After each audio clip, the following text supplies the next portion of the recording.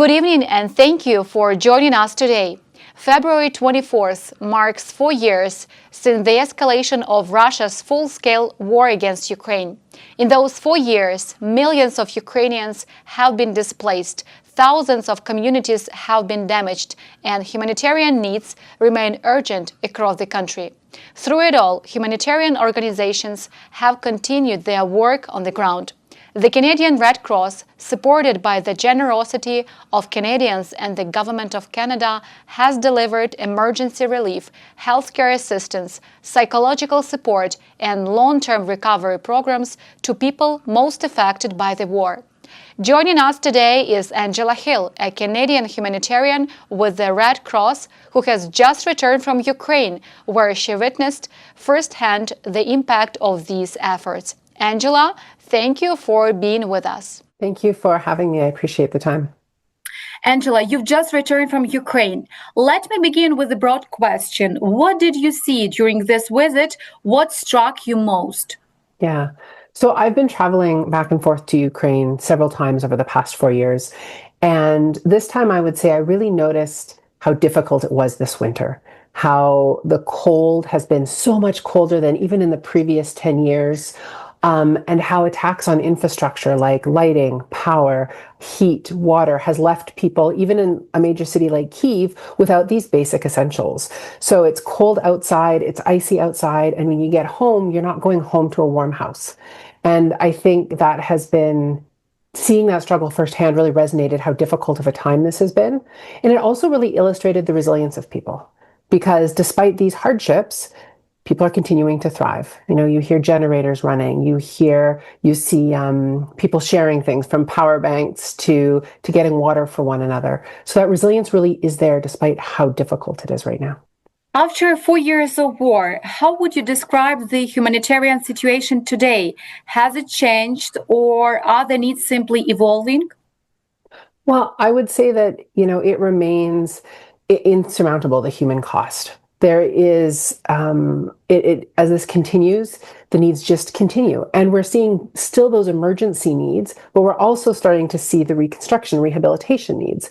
And so it's about trying to answer both of these at the same time. So bringing in those emergency response items to people who need it. Maybe it's hygiene kits, maybe it's the heating points where you can go and plug in your phone and get warm if you don't have power, if you don't have a safe place to be. And it's also, repairing damaged windows in apartment buildings. We were in Kharkiv earlier this month, and we met with people whose windows were blown out in October. So a nearby explosion shattered all the windows in the apartment building. Of course, with this winter coming up and expected to be so cold, windows are expensive to replace. There was a lot of concern. What are we going to do? So Canadian Red Cross supported Ukrainian Red Cross Society. They were on site with everything from, that emergency psychosocial support, providing care in those early days, and then working with the residents to help get those windows replaced. So the one woman I spoke with, she talked about how her window went in on Christmas Eve. So she had a new window in place. Everything was warm. She was able to keep warm. She talked about how she was even able to make a Christmas meal. And so it's not just the immediate, but it's that looking ahead as well. Beyond emergency response, we are also seeing efforts focused on rebuilding and restoring critical services. One of the most powerful examples of Canadian support is the reopening of a pediatric cardiology center.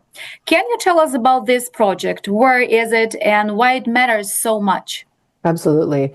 So the center is in Kyiv, and an explosion in 2024 affected the building so much. Parts of the roof collapsed, the windows were blown out. It basically became unusable as a hospital. And it is the only cardiac facility for babies, for, teeny tiny little babies and children in the country. So this is the only place to receive that specialty level of care. Canadian Red Cross, through the Ukrainian Red Cross Society, heard about these needs, had a campaign that Canadians so generously donated to, supported by the Government of Canada, and reconstruction rehabilitation began really quickly. And when I was there in January, it had just opened. So it reopened on January 4th. The first teeny tiny patients had already been through. I met a mom of a newborn who had some lung issues when the baby was born, and she was able to get the care and treatment she needed. And now she has, a healthy baby to go home with. Another mom of a 6-year-old was explaining to me that she always knew that something wasn't right. Her daughter was always short of breath. She always had this weird cough. And she saw specialists all over the country saying, I don't know what's going on. They didn't know what was going on. They were able to refer her to the cardiology center for pediatrics in Kyiv. She was able to have a surgery, and within the week that she'd been there, her mom was saying she's already seen improvements. And so after this time of not having an answer, not understanding what was wrong with her daughter, she was able to get this care and able to get this treatment, and is now going to live a healthy life. When we spoke with the doctor, who's the medical director of the facility, he said, this for him is why he does this work. It's the most powerful, because he sees how him and his team give these children longer lives. And oftentimes they come back and the parents will show pictures of, oh, here's our son playing soccer, or here's them drawing, and here are some of the drawings for you. And that really helps them feel that they have, really made a difference in the lives of people. And when he gave us the tour, he was just so delighted to be back at work, back in the hospital, and was so grateful for the support received from Canada. It's one thing to hear numbers and statistics, but when you see a child receiving life-saving care in a facility that has been restored, that must make the impact very tangible. Yeah, it's so beautiful. And I'm really lucky because I get to go and see this and have these conversations, to be able to share it with Canadians, to be able to sort of say, look, it makes a real impact, and we see it firsthand. Another group deeply affected by the war is older Ukrainians, many of whom face isolation and disruption to their daily lives. The Canadian Red Cross has supported active aging clubs in Ukraine. For viewers who may not be familiar with them, what exactly are these clubs? The active aging clubs are wonderful. It is an opportunity for older adults to come together, have different activities they can engage in, have support from one another. Some of it's about having psychological support, but it's also about getting to learn new hobbies or new exercises. They run all year round. Sometimes they get together and do a small workout. Sometimes they have conversations about the difficulties they're facing. Sometimes they celebrate together. But it really is a group of people who are coming together in communities across the country to support one another. One of the ones I got to visit, they were painting. So these women had come together. They made these beautiful pictures. Also, this group, when it's beautiful outside, they go for these long walks and they collect leaves and flowers, and they press them in books. And then when they're dried and still looking beautiful, they make art from them. These are opportunities where it's not just the activity, but it is the conversation that happens. It is the chance to come together, to be warm, to share a cup of tea, to just have a safe environment to talk about how difficult it can be, and to find support with one another.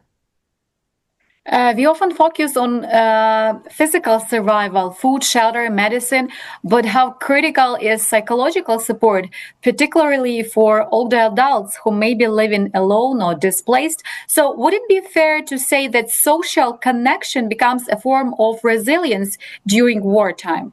Absolutely. And we see resilience very much within these groups. Another group I visited in Cherkasy was a psychosocial support group. It was 4 women. They came together. They started by talking about some of the things they'd been feeling over the week. They then made candles, which obviously very practical. Yes, it's a hobby or a craft, but with the power being out right now, having the opportunity to make something that you can then use right away is really important, and it touches on those basic needs that you were talking about. And then at the end, they wrote down on a piece of paper something they would do to carry the good feeling forward, something they would do to continue the positive that they've sort of gained within that group environment. And I think absolutely that's resilience. That's absolutely. And so it's, a lot of them talked about, well, I'm going to go for a walk and see if I can see my neighbor, or I'm going to have a nice cup of tea and some biscuits, or I'm going to call my cousin. It's simple things that show that they're continuing to be resilient, and how it can spread out and bring that joy and resiliency to others. Of course, winter in Ukraine presents another layer of hardship, particularly after repeated attacks on energy infrastructure. What are people facing during the winter months when heating systems and electricity are disrupted? Yeah, that is a really, really difficult situation. So, in some cases, say in Kyiv, we're talking about apartment buildings that no longer have heating, that will require water to be carried up multiple flights of stairs. In some cases, or what I found really difficult to hear, was because of the way the heating system is set up, when it goes out, everything freezes. Of course, that cracks the pipes. So even when you can turn the heating back on, instead of having warm water being able to run through, you have leaks. So, you can, even when you're starting to recover from it going out, there's still so many difficulties to overcome and that need to be faced. And the same thing with power outages, right? You have to use emergency lights, candles. One of the women we talked to, she's supported through the home-based care initiative. So she has a social helper who comes and stays with her. And she was talking about how she's afraid of the dark. Her eyesight isn't great. Her mobility isn't great. So when the power goes out, everything becomes exponentially more scary.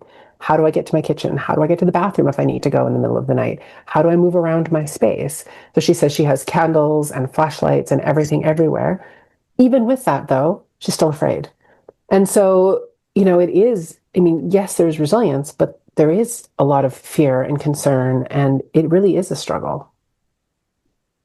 Angela, the Canadian Red Cross has delivered more than 420,000 emergency relief items, including blankets, tarps, and cooking supplies, and supported the renovation of more than 50 social infrastructure sites. It has also provided building materials to nearly 900 households to help repair damaged homes. When you look at those numbers, what do they represent on the ground? I think they represent a feeling of care. Not only, Canadians showing care and support and wanting to stand in solidarity with Ukrainians who are caught up in this situation, but also for the people on the ground receiving it. One of my colleagues, I asked her about what it's been like for her, and she talked about how difficult the mental and emotional toll has been.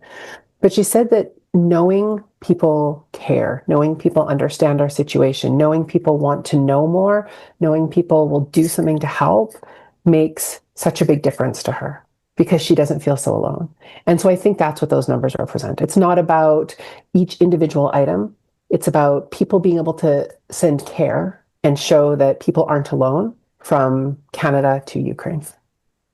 All of this great work has been made possible through support from Canadians and from the government of Canada. How significant has Canadian financial support been in sustaining these programs over the past 4 years? We can't do it without the generosity of Canadians. The work that's done, whether it's these active aging clubs that you're talking about or the rehabilitation. We visited a school where, again, an explosion had blown out all the windows. 98% of the windows of this school were completely destroyed. And it was through Canadian support that they were all replaced, and school only started 3 weeks late this year. That's incredible. That is continuing. Yes, it's windows, but it's continuing to provide youth with an education so they can move into the future. It's more than just the simple things that it purchases. And so without the support of Canadians, it just wouldn't be possible. So what message would you share with those generous Canadians that have donated so much money and efforts? Yeah, so obviously a huge thank you to, and this is not just from, on behalf of Canadian Red Cross, but very much on behalf of everyone we spoke with. To a person, everyone we said thank you to Canadians because we know you're helping us. We know you stand with us. We know you care. But also, if it's possible, we still have these campaigns open. The needs continue. This has not ended, unfortunately. These needs continue to grow, especially when we look at the damage being done this winter. And so if people are still willing to donate, able to donate, they can do so by going to redcross.ca, or they can text the word Ukraine to 20222. So Ukraine to 20222, but redcross.ca. Click on the Ukraine page link. You'll get more information and can donate through there. Angela, after witnessing both the challenges and the resilience of people in Ukraine, what gives you hope? It's funny you ask that question because this is the question I always ask when I speak with people. You deal with so many difficult things. What gives you hope? And to a person, everyone hopes for peace and everyone hopes that they can return to some sort of normal life. And I think seeing the resilience gives me that hope. People are strong. They continue to help one another.